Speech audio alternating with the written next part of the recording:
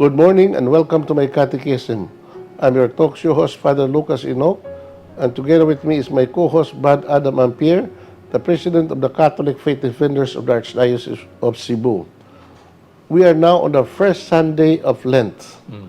So, just days ago, that was February 14, was Ash Wednesday, and that was the beginning of this particular season. Yeah. And many people came to the church. O uban kanila, and not only uban but almost everybody have their heads being Marked with marked with the ash. with ashes as a symbol or a sign that they are repentant, no? Because ashes is It's a a symbol symbol of of repentance and transformation of one's life, because the season of Lent is a time in which our Lord is inviting all of us to come to Him, be reconciled with Him, and ask for forgiveness. Yeah. Meaning to say that the season of Lent is a penitential season, basically. So we are now encouraged by the Church, no, to make this particular season of the year a special time in order to meditate and reflect on the meaning of our life, how we are related with God, and how we are related ourselves with one another. And this is something that Brother Adam Ampere will be discussing after this short break. Please stay with us.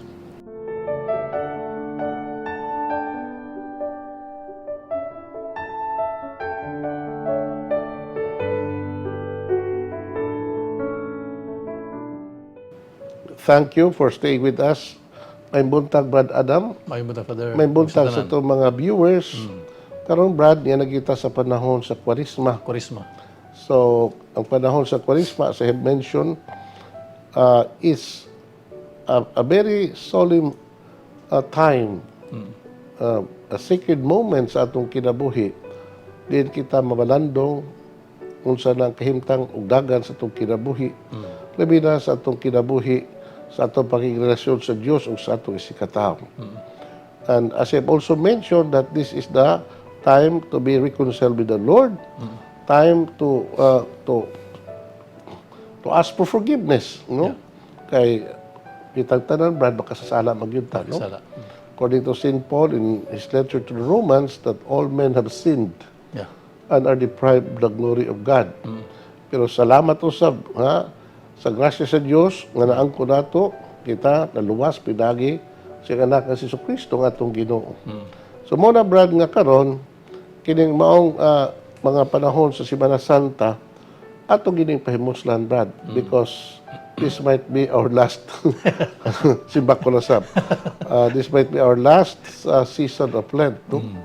Mo na Brad nga ako kanon i-sutis to mga viewers ba nga there's so much wastages sa atong kinabuhi. Sa mga buto ng wastages, nakakita mga Usik nga mga usik ng mga panahon. mga butang nga maayo sa atong kinabuhi.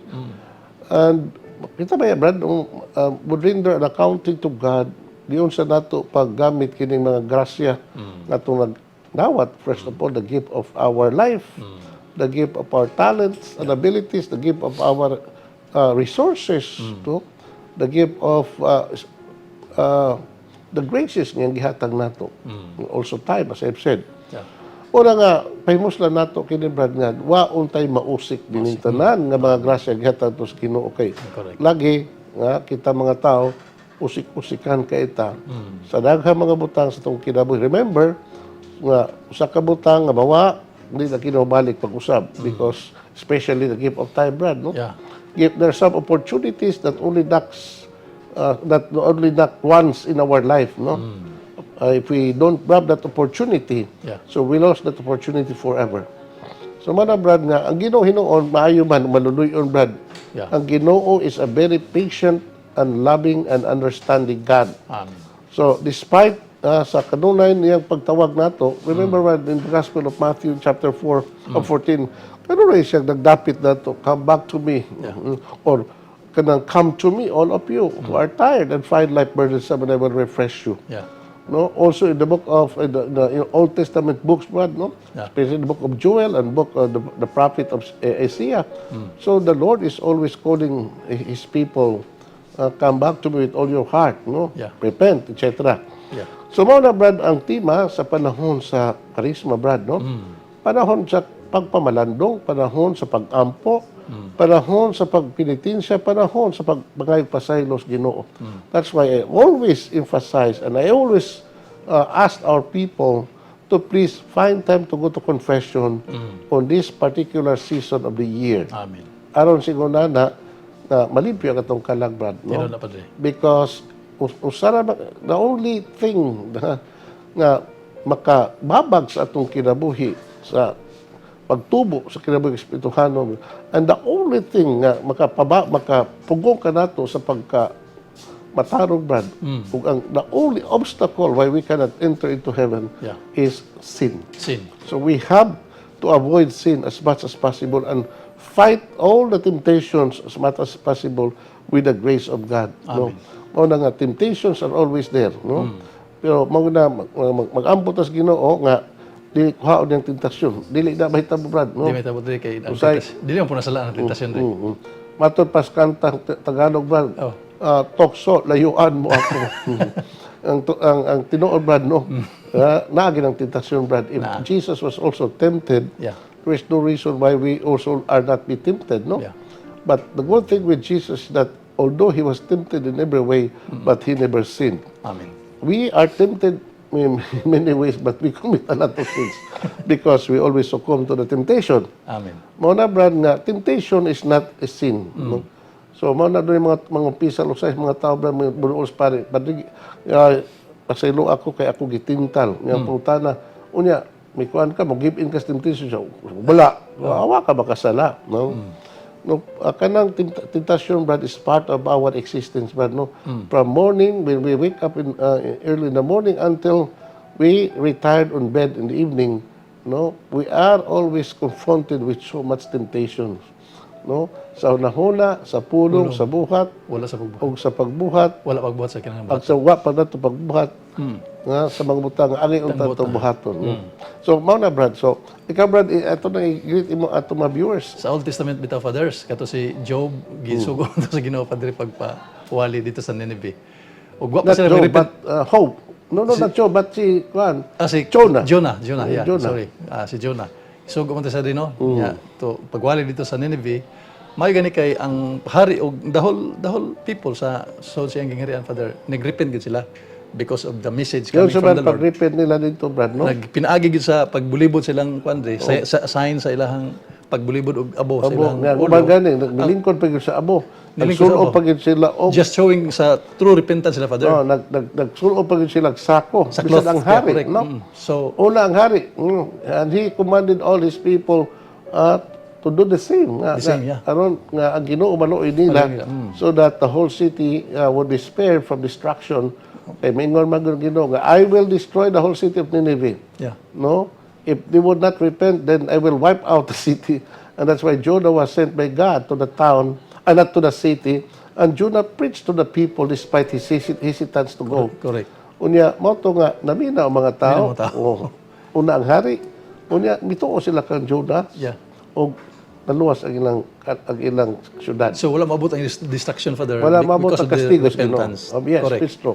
So, mao na, Brad, no, kanang the term repentance, mao yun na atong butang sa atong hunahuna kanunay because every day we are always called to repent because we are always confronted with so much temptation and sometimes we fall. Yeah. So that's why kakadaadlaw kinahanglan ta mahimong act of repentance. Nga mao na, Brad, no, kanang katong mention kag abo bitaw nga mga tao the usual mga practice sa Old Testament nga mga Correct, tao bulibod og abo sa ilang ulo, bulibod Symbol og na nila, abo. Padre, nga nagrepent It's sila. a symbol, it's a sign that people are asking God's forgiveness, no? As a sign that they are truly repentant. Correct. Ang akong emphasize, Brad, kaya doon ay mga criticize na ito mga Katoliko, ano nga, in Ash Wednesday, Mapadlis. magpadlis kitang abo na sa magpuno na ng sa Biblia. Klaro anas Biblia kadaghan, Brad. Nung Daghan, kini matawhan na, daghan, magita lagi sayop, no? Daghang gid. Hindi talaga kayo bikil na to. They always question everything that Yeah. we Catholics are doing in our religion, Correct. no? Na always criticizing that this is not biblical. Pero mga tanong Brad, wala may teaching sa simbahan nga dili biblical. Correct. No? Because the church is a biblical religion, the Catholic Church, because ano kaya biblical? Because it's the Catholic Church who gives birth of to Amen. the Bible. Correct. So in other words, so anyway, so we'll not dwell more on that, no? So ang ato karon Brad, mahiskot ta sa Ebanghelyo. Yeah. Okay? Sige dire. The Lord be with you. And with your spirit. A reading from the Holy Gospel according to Mark. Glory to you, O Lord. Then the Spirit drove Jesus into the desert. He stayed in the desert for 40 days and was tempted by Satan. He was with the wild animals, but angels ministered to him. After John was arrested, Jesus went into Galilee and began preaching the good news of God. He said, "The time has come, the kingdom of God is at hand. Change your ways and believe the good news." The gospel of the Lord. Praise to you, Lord Jesus Christ. Okay, Brad. So, mao ni ato Ebanghelyo karon. This is St. Mark's version of Christ's temptation in the desert. Now, aron na to masabtan ang Ebanghelyo, Brad, o ang mensahe sa Ebanghelyo, atong i-trace ang timeline sa kinabuhi sa Ginoo. When this particular thing happened, no? Yeah. We always believe that Jesus was born in Nazareth. in Bethlehem. Bethlehem. And for 4 years, Yeah. they went in exile to Egypt Yeah. to escape the wrath of Herod. Yeah. So after 4 years of their exile in Egypt, they went back to the land of Israel. But Joseph knew that the successor of Herod was Archelaus, who was also very, very cruel. Yeah. He decided to go back to Galilee Yeah. and live in Nazareth. Nazareth. That's why Jesus is called the Nazarene, or the Nazareth, yeah. Jesus of Nazareth. Unya, it was there in Nazareth that Jesus lived most of his life for almost 30 years, no? Yeah, correct. More or less. So, nagpuyo siya dito, Brad, sa Nazareth nga, matawag nato nga hidden life, usa ka kinabuhi isa tago o kahilom. Nga naman tungod kay he wanted to live a life in communion with other people. Kay meron siya sa kalibutan, Brad, nagpakatao siya aron mamahimo si Emmanuel, and for him to be truly Emmanuel, he had to live among us, live like us in all things but sin. Yeah. He worked, he ate, he drank, he slept, and then visited his relatives and friends in the neighborhood, and tried to mingle with ordinary people in the village of Nazareth. No, although we don't know much about the life of Jesus for 40 years, for 30 years, beginning from sa iya pagpuyo dito hangtod nga he began his public ministry. We don't know exactly unsa gyud ang iyang mga activities dito, but most of the scholars nga ato mabasa, Brad, nga what Jesus did in Nazareth was just doing ordinary things, helping his foster father Joseph, in his carpenter shop, praying, and also, Brad, doon ako nabasahan nga kanang usa ka libro nga The Life of Jesus seen by the mystics, Brad, nga ang mga tao sa Nazareth, Brad, would love to come to the house of Mary and Joseph because they love to what you call this, see the face of our Lord. Because by just seeing the face of our Lord, they would be consoled. Amen. And this is something that we have to continue discussing after this short break. Please stay with us. Okay.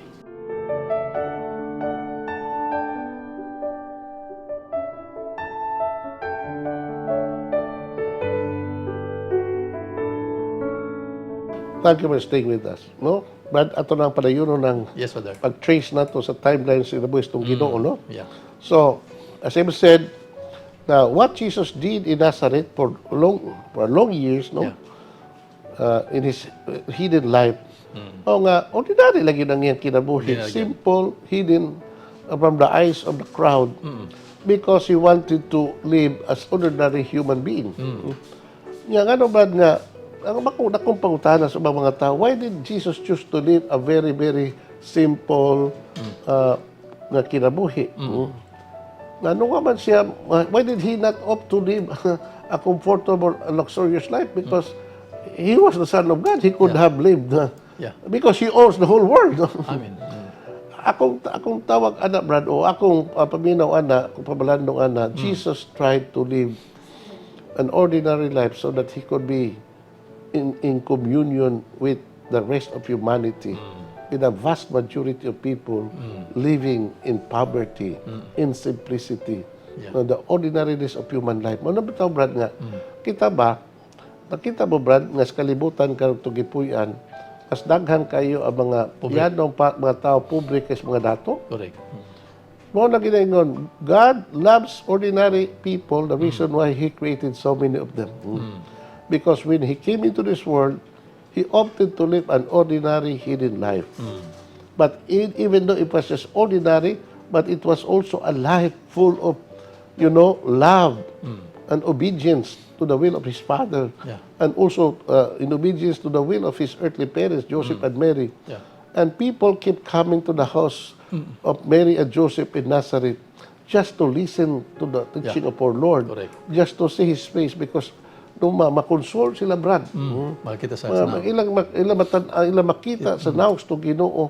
There is the beauty, the majesty of the face of our Lord Jesus Christ. Although He was just a son of Mary and Joseph, according to their understanding, according to their knowledge. Ang wa nila may bawi nga, He was the Messiah, He was the Son of God. No? Emmanuel. He was truly Emmanuel, God with us. Mao kada siya katong Ginoo. Correct. So mo nang kinabas tong Ginoo, Brad, no? So at age 30, he left Nazareth, he went to the Jordan where John the Baptist was ministering to the people, preaching the good news and also baptizing people. That was the ministry of John the Baptist, no? That was the mission assigned to him by the Father to be the precursor and the forerunner of the Messiah. And people keep coming to John the Baptist, listening to his sermon, and then have them baptized by John in the Jordan as a sign of their repentance. Nan, ang ato Ginoo may sa ito pa, he was part of the movement of humanity. What was that movement of humanity during the time of John the Baptist? Na there was a strong movement towards God, Brad. Because when the people of Israel heard John the Baptist preaching, now nabanhaw ang ilang paglaom, Brad. Because we mentioned here in our program many times that when the last prophet of Israel died, Prophet Zechariah and Malachi, in the 4th century BC, na the voice of prophecy was silent in Israel. No? Imagine, for 400 years, from the death of Prophet Malachi and the prophet Zechariah, there were no more prophets in Israel. Now, when John the Baptist came and proclaiming the good news and baptizing people, they saw in John to be another prophet. John the Baptist was really a prophet. No, he is a prophet between the Old and New Testament. Mao na nga nabanhaw ang ilang paglaom, misugod ang mga tao sa bag-o silang kinabuhi. But that's why I said there was a strong movement of the people towards God, towards conversion. And Jesus he wanted also to join in that movement. No? Kaya ang ato kong Ginoo, being Emmanuel ba, God with us, nakikubag Jesus katawhan ba, nakiusa kanila, even if these people are sinners, and He mingled with them. He lived with them and accompanied them in their movement toward God, towards God. Mao na, Brad, nga, mao to gimas to Ginoo, and have him baptized by John. Human siya baptized ni John because according to the account of the gospel, no, when he was baptized by John, the heavens open. The gates of heavens were open, and the Holy Spirit descended upon him in the form of a dove. And then the voice of the Father was heard saying, "You are my beloved Son, in whom my favor rests." So, neto kayo na, Brad, no, that was the turning point of the life of our Lord, that now is the appointed time for him Yeah. no, to start his public ministry, to start his mission why he came into this world, and that was to inaugurate the kingdom of God and eventually to suffer and die for the salvation of the world. So he left Nazareth, then he went to the Judean desert, brad. Yeah. And there he fasted for 40 days and 40 nights. And he was tempted by the devil or Satan. Yeah. He was with wild beasts. Mo ni karon itong Ebanghelyo, brad. Mo na karon Mo ni karon. The Spirit drove Jesus into the desert.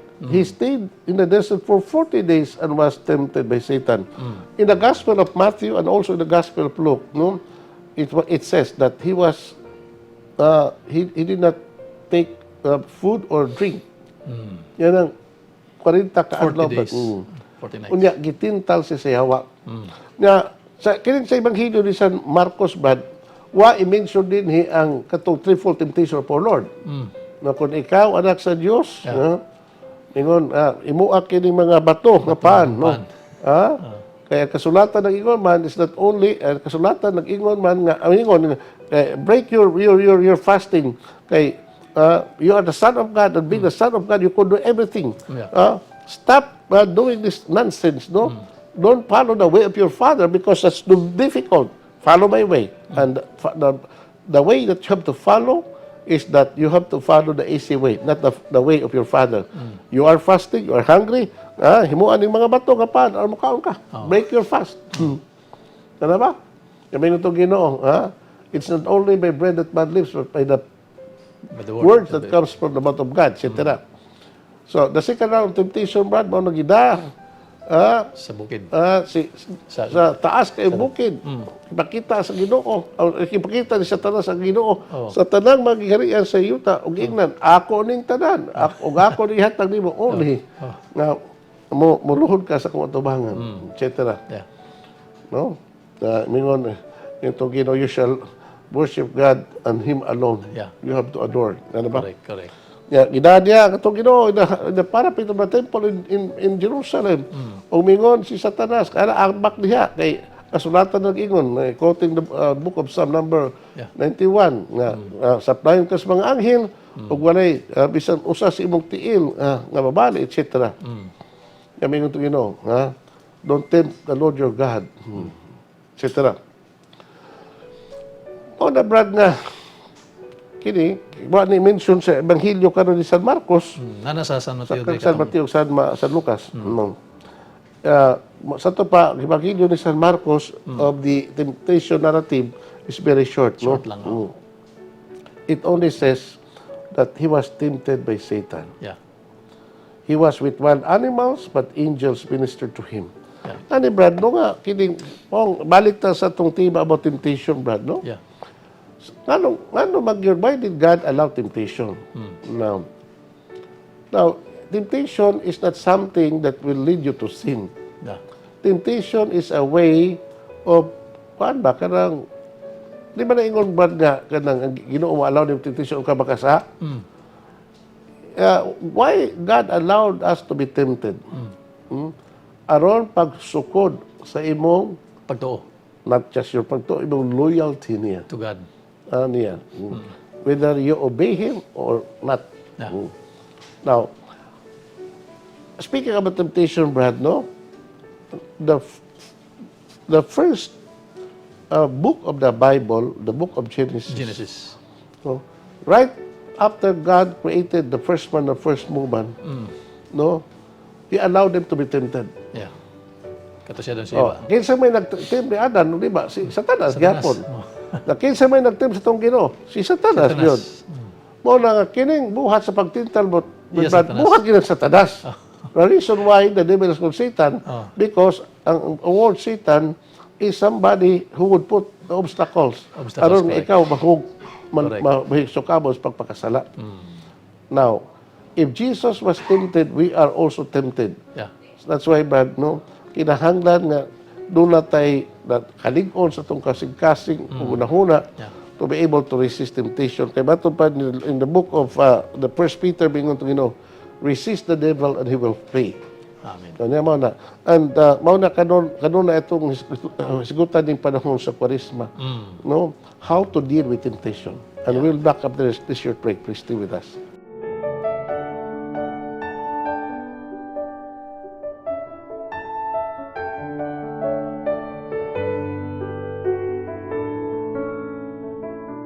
Thank you for staying with us, Brad Adam. So before I continue with my reflection, I would like to hear from your own reflection based on our gospel reading. According to Saint James, Santiago, Father, nga walay temptasyon, ang Dios dili manintal kay dili man siya matintal. Maabot ang tentasyon because of our mga tingali sobrang na to ambisyon, mga pride na to di mo na nga mo gitib ang temptation niya kun imo nang kuanon buhaton, so mo anak na siya og sala hantod nga mo kuan siya mahinog ug mahimong sala. That is the reason ang Ginoo din nagkuan gyud ana nga way tentasyon nga mulabaw pa kaysa iyang gugma.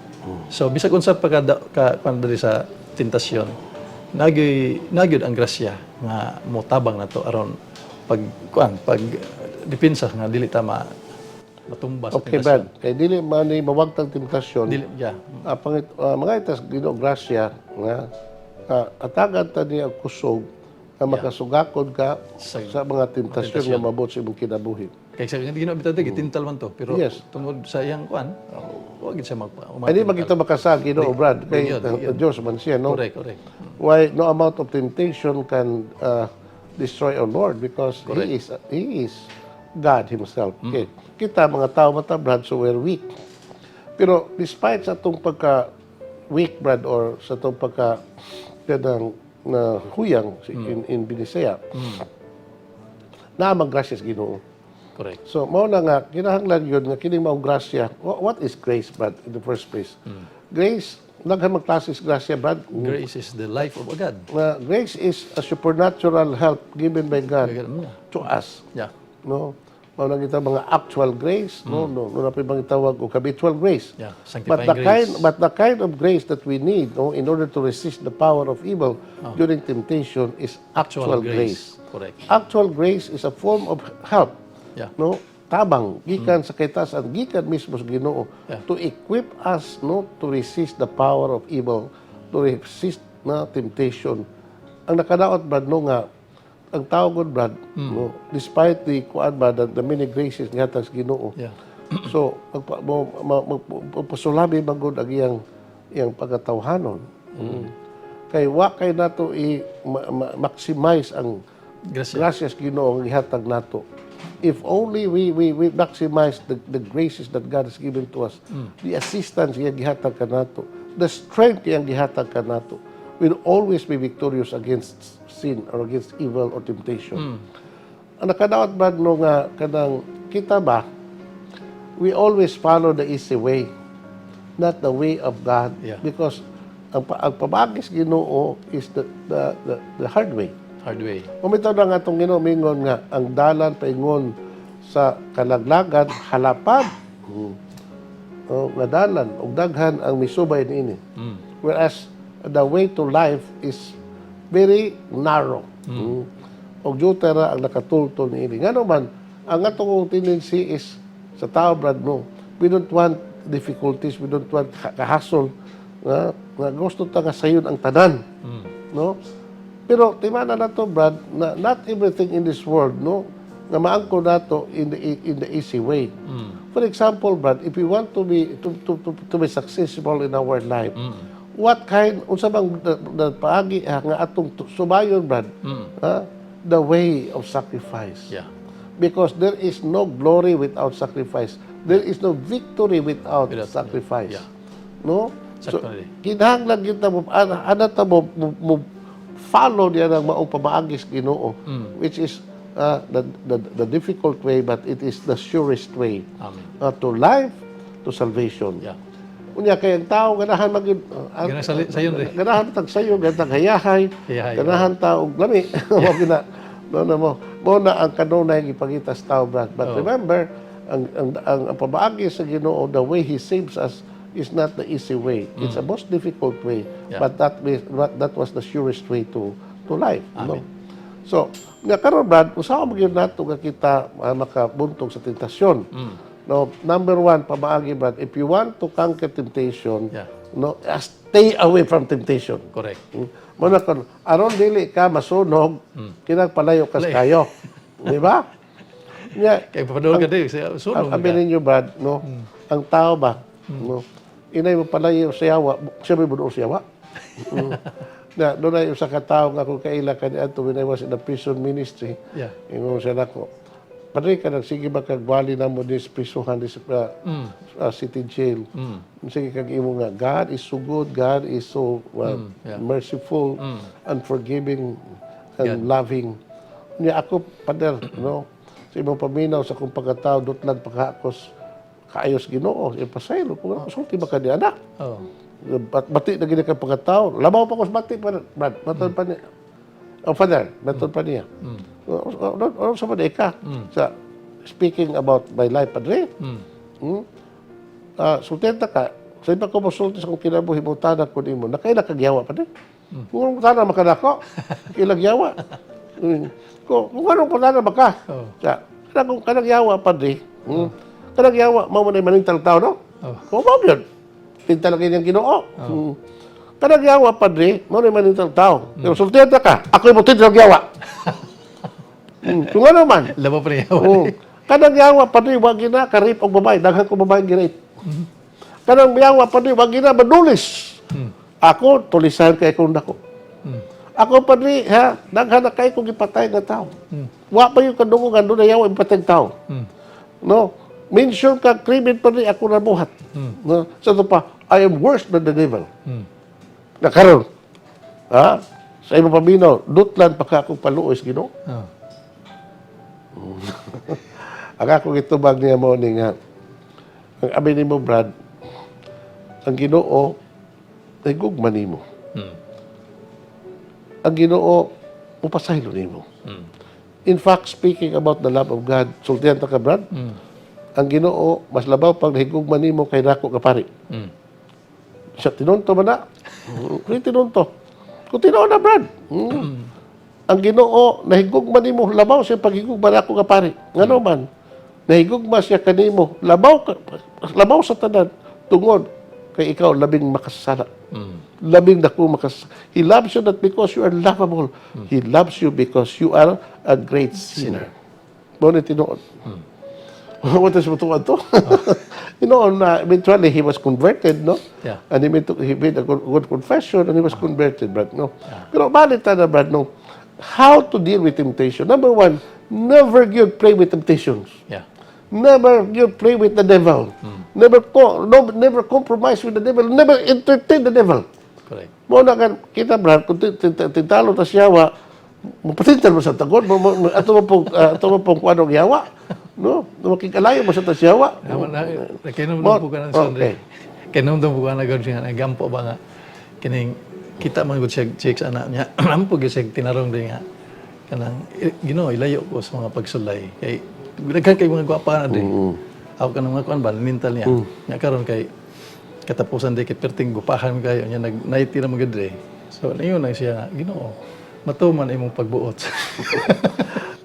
Sa nimurag ni, muna to siya giveaway na siyang kwande. Mao na, Brad, lagi ba? No, number one principle, no, in order for you not to fall into sin, in the moment of temptation, layo higit ang tentasyon. The moment nga ikaw entertain sa temptation, chances are na ikaw yun ma-fall ka yun. So, mao gini sulti ni Padre Pio yun, no? And all the saints nga akong nahibawan in the history of the church, when you are tempted, well, resist him. And the best way to resist the devil is to flee from him. Yeah, correct. Kining pagbiya sa temptation, Brad, is not a sign of cowardice, no? Kundi is a sign of character nimo. Maayo kang tao. Kaya nga naman, this is a wise decision, is a sign of wisdom. Correct. Because kining yawa, Brad, no? Bisag yawa na sila, mas gamahanan para sa tao. Correct. Kita, we are weak compared to the devil. Because they belong to the angelic world. Yeah. Muna nga, the best way to counter evil or to counter the temptation of the evil ones, don't entertain the devil. Amen. No? And besides that, no, kinahanglan ta mag-ampo kanunay. O dawat sa mga sakramento, labi na sakramento sa pagkumpisal o pagkalawat, because the more we go to the sacrament, the more graces that we have. Amen. And the more graces that we have, the more we can resist the power of evil. Amen. So, Brad, Sakto siya di kay ang without the grace from God, di kita makakuan. Kay ingon man siya sa John 15:5, you are nothing without me. So siya ang grasya kinahanglan na ata niya. mao na, Brad, na karon the conclusion sa Ebanghelyo, Brad, mao ni nga after Jesus was tempted by the devil, Yeah. and then he went to Galilee and began preaching the good news of the kingdom. This is now the beginning of his public life. Yeah. And what is the theme of his preaching, Brad? No? Which is the theme of panahon sa Kwaresma. Charisma. Mingon to Ginoo, the Repent. time has come. The kingdom of God is at hand. Change your ways and believe the gospels. Iba na siya, Brad. Change, metanoia. Be Metanoia. converted. Yeah. Empty yourselves from all attachment to sin and receive the good news. Then you will have the grace of God. No? The gift of salvation may come to you. Amen. So, the Lord be with you. And with your spirit. May Almighty God bless you, the Father, the Son, and the Holy Spirit. Amen. Thank you and good day. Praise the Lord.